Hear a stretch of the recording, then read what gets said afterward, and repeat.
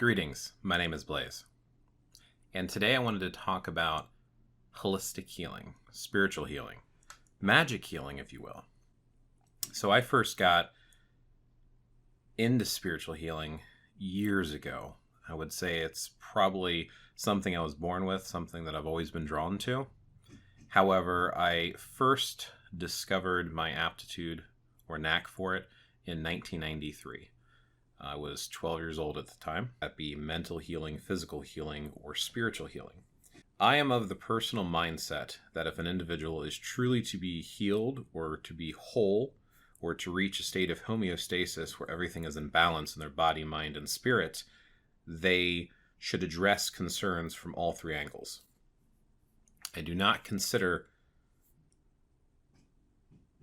alternative medicine and holistic medicine a replacement for modern medicine by any means.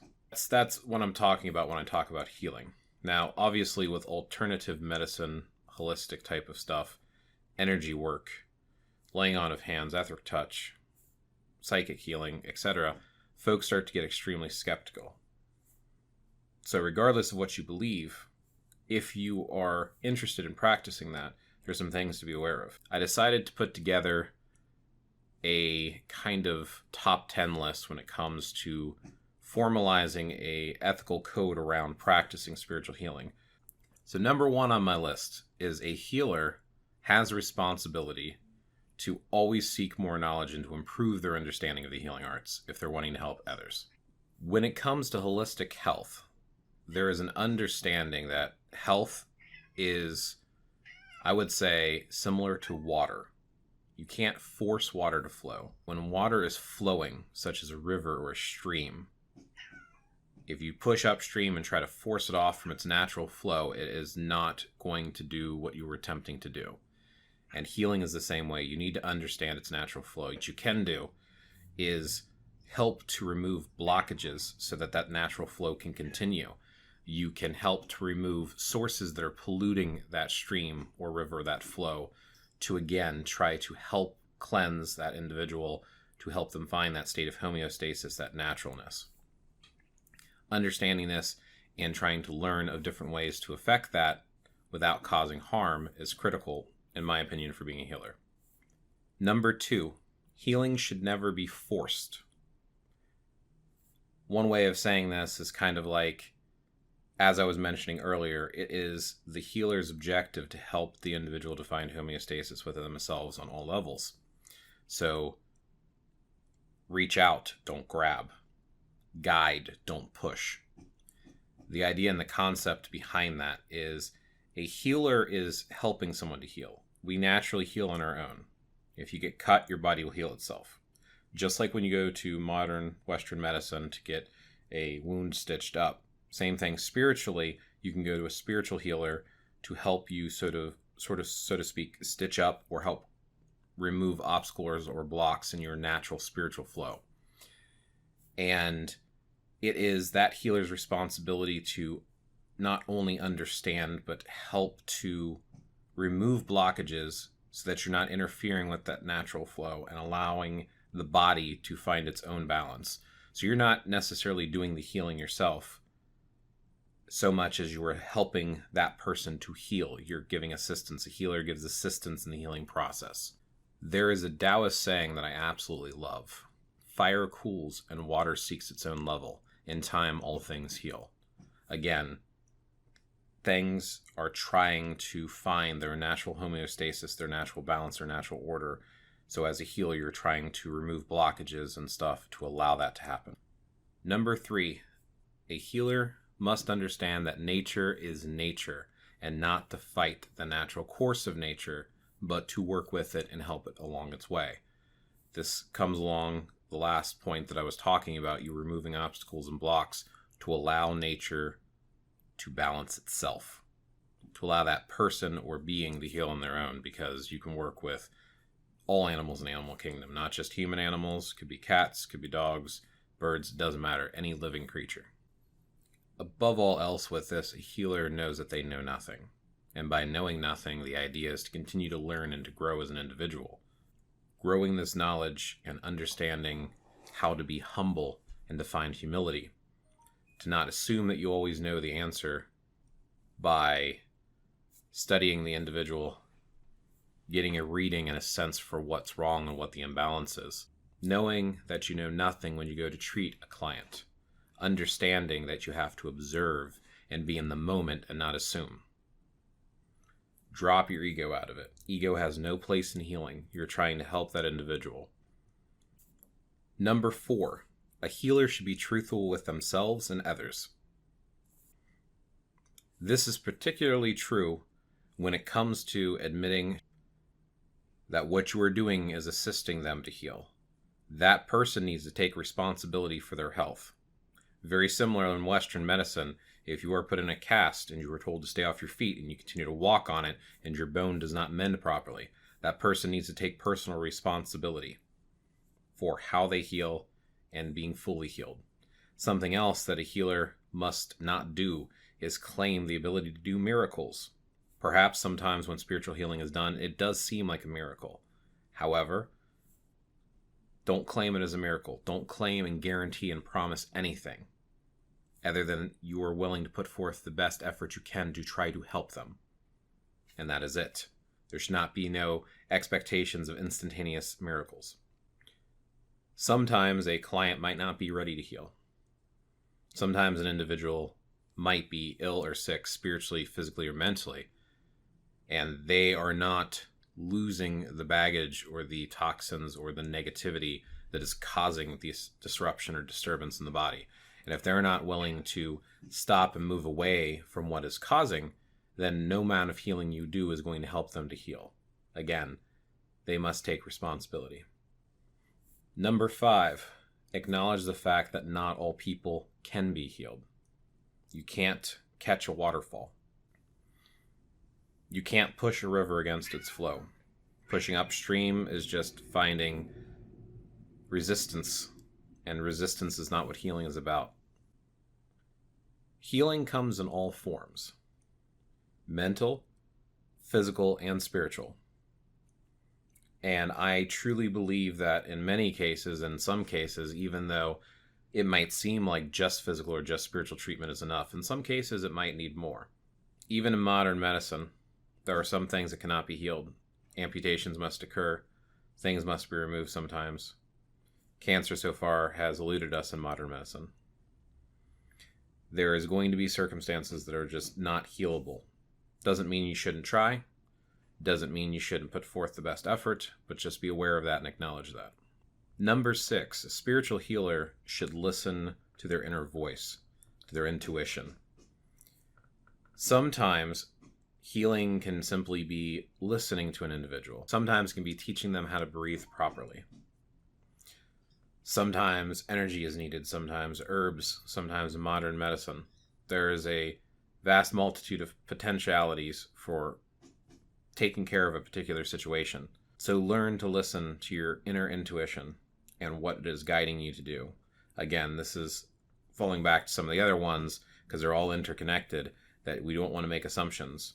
We want to observe and listen. So trust your instincts. If something doesn't feel right or it feels wrong or something else is needed in addition, or you feel like your ability to assist in their healing is not going to be beneficial or is not beneficial by itself, communicate that. When one is ill, they're said to be diseased. Disease or dis-ease. When the body is in a state of dis-ease, we try to heal them to make sure they're back in a state of ease. Know and be aware that you might advise other methods beyond what you're capable of doing or your capabilities are.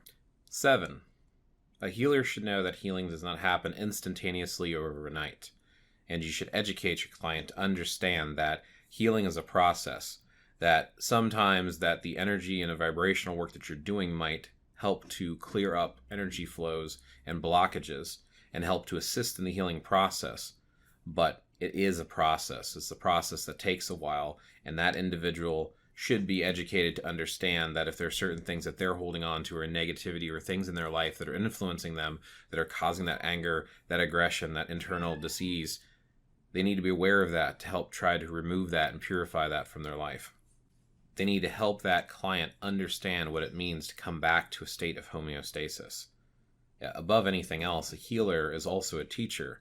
They're teaching that individual about their health or helping them to understand and to seek additional wisdom elsewhere. Because let's face it, we're not going to have all the answers. Now, I know it's interesting, especially when I just talked about magical healing, but healing takes time. There's no magic pill. There's no instantaneous. There's no, I touch someone and now their cancer is instantly gone. That's just not part of it.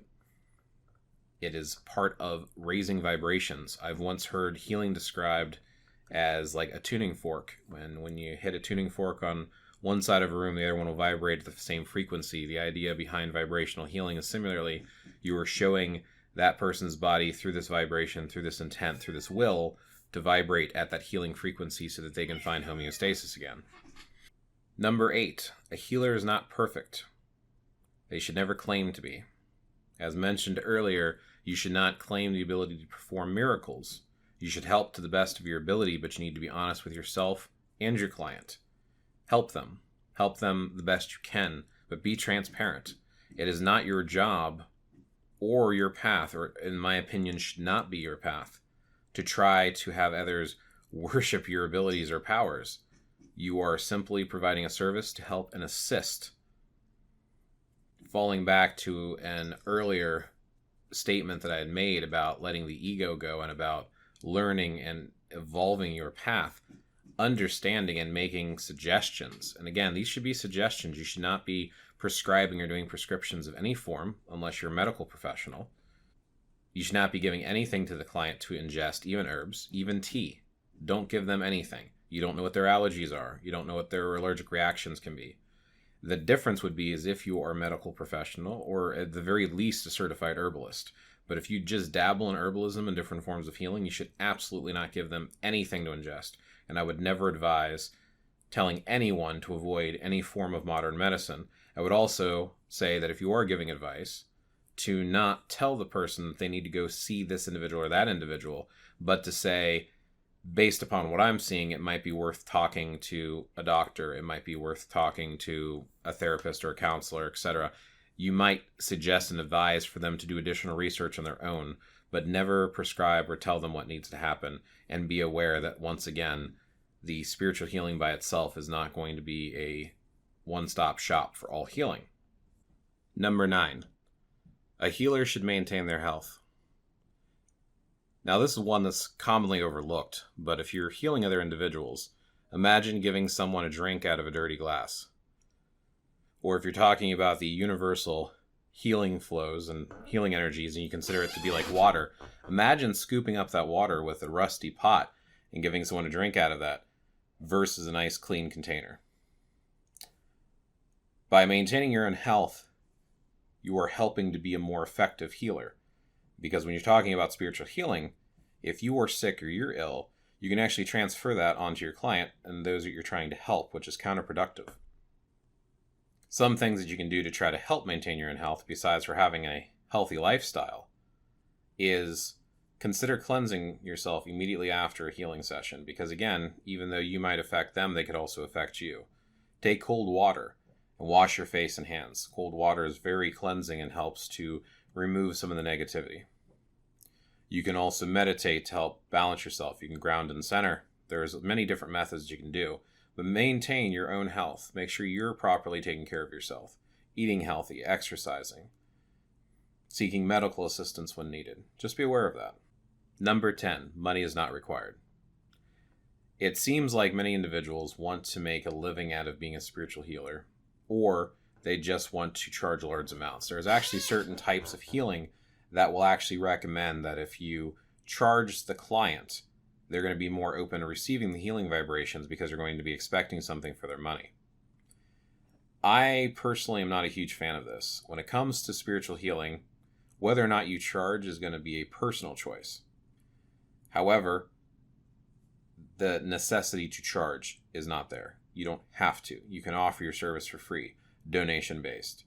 Maybe you can work with a chiropractor. I know some chiropractors like to have vibrational healing with them as well. You can work with the service and offer it as part of it so you can still get regular pay. And then it can be potentially covered through alternative healing methods, through insurance and stuff. It's up to you. It's up to the individual. Just be aware that it's not required. So I know that was a long video, but these were just some of the talking points that I think individuals should be aware of and to think about when they're looking into becoming a spiritual healer. I personally believe that, again, you should treat where the issue is coming from, and we can get sick and unhealthy mentally. We can get sick and unhealthy physically, and we can get sick and unhealthy spiritually.